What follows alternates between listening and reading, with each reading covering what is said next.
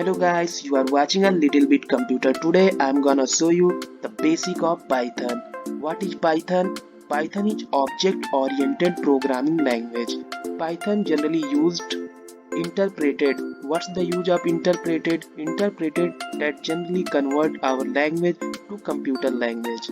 And Python we are generally used for web development, software development and making a game. So now YouTube is working on the basis of Python programming language. So stay with me, I'll show you the basic of Python. If we have to open the Python, then what we have to do, simply click on the Python IDLE. What's the meaning of IDLE? IDLE stands for Integrated Development and Learning Environment.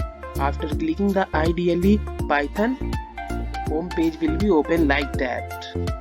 So this one we can say that this is cell prompt and this mode is called the interactive mode. So in a interactive mode, result will come out on that page.